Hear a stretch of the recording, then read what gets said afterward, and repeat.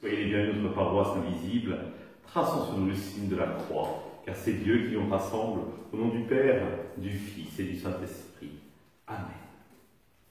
Prions pour nos frères et sœurs malades.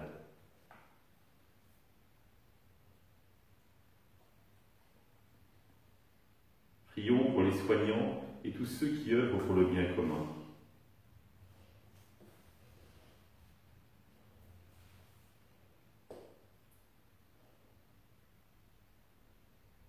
Prions pour tous ceux qui sont dans la solitude, dans l'angoisse, que Dieu vienne les visiter.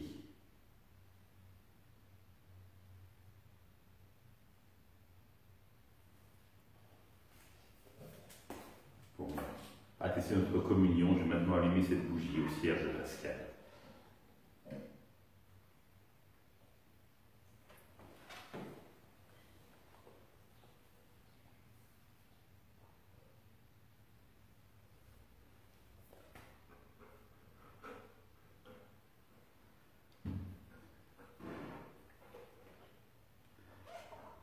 Dans l'évangile de Jean, Philippe trouva Nathanaël et lui dit « Celui dont il est écrit dans la loi de Moïse et chez les prophètes, nous l'avons trouvé. C'est Jésus, fils de Joseph, de Nazareth. » Nathanaël répliqua « De Nazareth peut-il sortir quelque chose de bon ?» Philippe répond « Viens et vois. » Lorsque Jésus voit Nathanaël venir à lui, il déclare à son sujet « Voici vraiment un Israélite, il n'y a pas de ruse en lui. » Nathanaël lui demande « D'où me connais-tu » Jésus lui répond « Avant que Philippe t'appelle quand tu étais sous le figuier, je t'ai vu. » Nathanaël lui dit « Rabbi, c'est toi le Fils de Dieu, c'est toi le roi d'Israël. » Jésus reprend « Je te dis que je t'ai vu sous le figuier et c'est pour cela que tu crois, tu verras des choses plus grandes encore. » Et il ajouta « Amen, amen, je vous le dis, vous verrez le ciel ouvert et les anges de Dieu monter et descendre au-dessus du Fils de l'homme. » Acclamons la parole de Dieu, louange à toi, Seigneur Jésus. Il est beau, Philippe, d'aller annoncer à ses amis cette nouvelle qui transforme sa vie. Mais Nathanaël, au départ, est un peu sourd. Mais parce qu'il l'aime, parce qu'il a confiance en Philippe, il accepte de se déplacer. Et donc Philippe le conduit au Christ. Et ce qui est extraordinaire, finalement, c'est que Nathanaël accepte de vivre un déplacement en rencontrant le Christ lui-même. Oh, il y a une soif chez Nathanaël. Comment peut-on le savoir? Tout simplement, quand Jésus lui dit « Je t'ai vu qui était sous le figuier », le figuier dans la Bible symbolise la loi. C'est-à-dire que Nathanaël devait lire et méditer la loi.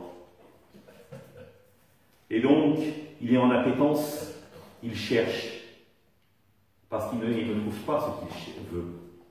Et le Christ vient répondre à son attente. Nous sommes invités, à notre tour, à être comme Philippe, c'est-à-dire à aller voir ceux que nous aimons, et être capable de leur dire, celui dont on parle dans les Écritures, celui qui a changé ma vie, viens, je vais te le présenter.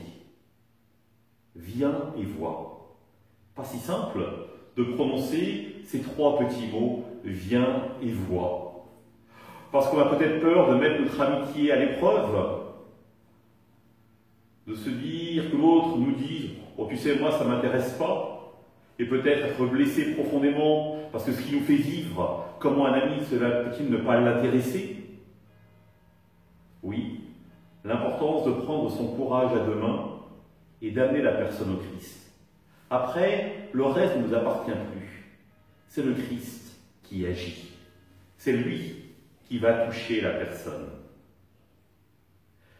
La finale de l'Évangile, où Jésus dit « Amen, amen, je vous le dis, vous verrez le ciel ouvert et les anges de Dieu monter et descendre au-dessus du Fils de l'homme », atteste finalement de l'expérience de Dieu que Nathanaël a fait, que nous sommes tous invités à vivre. Les cieux s'ouvrent, cela veut dire que l'infini devient possible à l'homme.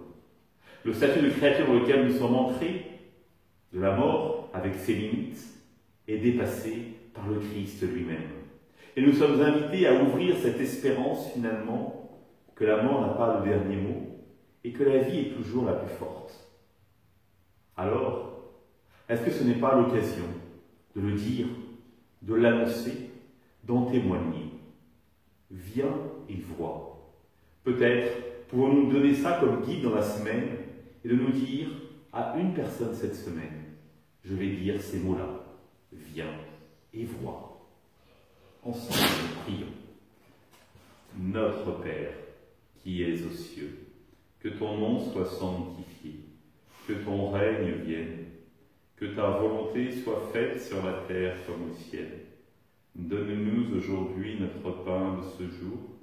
Pardonne-nous nos offenses, comme nous pardonnons aussi à ceux qui nous ont offensés. Et ne nous laisse pas entrer en tentation, mais délivre-nous du mal. Amen. Et que le Seigneur nous bénisse, qu'il nous accompagne pour la journée et nous garde dans la paix. Au nom du Père, du Fils et du Saint-Esprit. Amen. À demain.